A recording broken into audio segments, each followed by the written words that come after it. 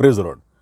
મિત્રો, આજે આપણે ગણનાનું પુસ્તક તેનો 17મો અધ્યાય અને તેની 10મી કલમમાંથી પ્રભુના વચનો જોવાના છે. વચના પ્રમાણે છે, અને યહોવાએ મૂસાને કહ્યું કે સાક્ષ્યની સામે હારૂનની લાકડી પાછી મૂક, કે દંગો કરનારાઓની વિરુદ્ધ ચિહ્નને સારું તે રાખી મુકાય, અને મારી વિરુદ્ધની તેઓની કચકચ નિવારવામાં આવે કે તેઓ મરે નહીં. આમીના પ્રભુનું વચન છે. ગણના 17 અને 10.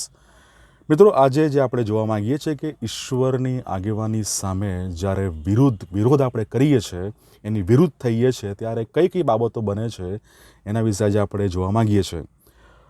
જ્યારે ઈશ્વરને લોકોમાં અસંતોષ અને જ્યારે ઈશ્વર એ લોકોમાં ઈશ્વરની પસંદગી અને ઈશ્વરની આગેવાની સામે જ્યારે એ ગણગણાટ થાય છે, ત્યારે ઈશ્વર એ શું કરે છે એ આપણે ગણના 17મા અધ્યાયમાં આપણે જોઈ શકીએ છીએ.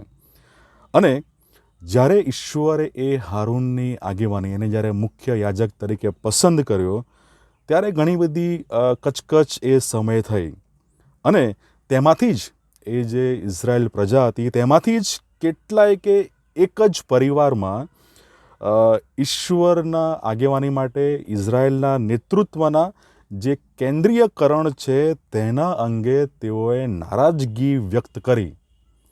અને આપણે જોઈએ છીએ ઈશ્વરે આગેવાન તરીકે મૂસાને અને મુખ્ય યાજક તરીકે હારૂનને જ્યારે એ પસંદ કરે છે, અને ત્યારબાદ ઘણો બધો અસંતોષ એ પ્રજામાં એ લોકોમાં આપણે જોઈ શકીએ છીએ, અને તેના કારણે ટૂંક જ સમયમાં ઘણો મોટો બળવો વિરોધ ત્યાં આપણે જોઈ શકીએ છીએ. અને જેના કારણે કોરા, દાથાન અને અબીરામને અને તેની સાથેના ઘણા બધા એ કુળોના પ્રખ્યાત પુરુષો એ પૃથ્વીમાં ગરક થઈને એ લોકો નાશ પામે છે. ગણનાનું પુસ્તક 16મો અધ્યાય નોંધે છે કે પૃથ્વીએ પોતાનું મુખ ઉગાડીને તેઓને તેમાં સ્વાહા કરી દીધા, તેઓ નાશ પામ્યા.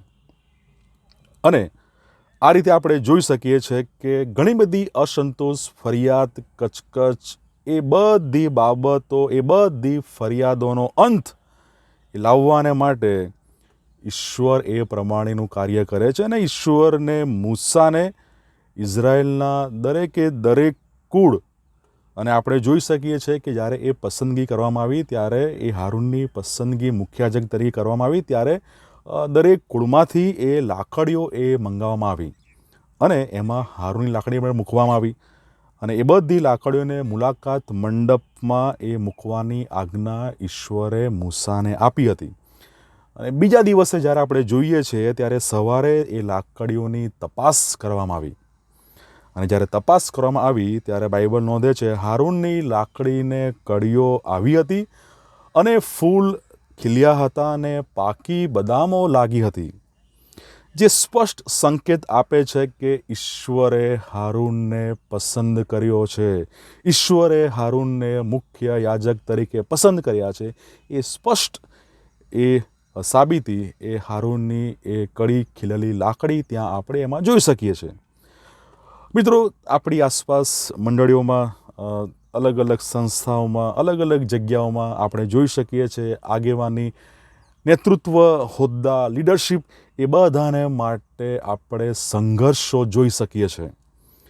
અને મિત્રો, એ જે લોકો જે છે એ લોકો એ સ્વીકારવામાં એ નિષ્ફળ જાય છે કે ઈશ્વરની પણ પસંદગી હોય છે. એ નિષ્ફળ જાય છે, એ સમજવા એ નિષ્ફળ જાય છે કે આગેવાનીની પસંદગી એ ઈશ્વર તરફથી આવે છે, એ ઈશ્વરથી હોય છે. અને જ્યારે આપણે આ સમજવામાં નિષ્ફળ જઈએ છીએ ત્યારે એ અસંતોષ, સંઘર્ષ અને ઘણા બધા પ્રશ્નો એની સાથે એ લાવે છે. મિત્રો, સ્વાભાવિક રીતે જ જ્યારે કોઈને ઈશ્વર દ્વારા પવિત્ર અને આત્મિક જેમનું નવીનીકરણ કરવામાં ન આવ્યું હોય, ત્યારે એ લોકો એ અન્યને સમર્પિત થવાને માટે એ લોકોને માટે એ બહુ મુશ્કેલ બની રહે છે. જે વ્યક્તિનું ઈશ્વર દ્વારા પવિત્રકરણ ન થયું હોય, ઈશ્વર દ્વારા આત્મિક નવીનીકરણ ન થયું હોય, એ વ્યક્તિ ઈશ્વરની જે આગેવાની છે એમને એ સમર્પિત થવાને માટે એ લોકો અસમર્થ હોય છે, એ લોકો સ્વીકારી શકતા નથી. એનું કારણ અથવા એની નિશાની એ છે કે તે વ્યક્તિના જીવનમાં હજુ પણ હું પોતે આઈ માયસેલ્ફ એ પોતે એ પોતાનો સ્વનો જે સ્વભાવ છે એ પ્રભુત્વ ધરાવે છે.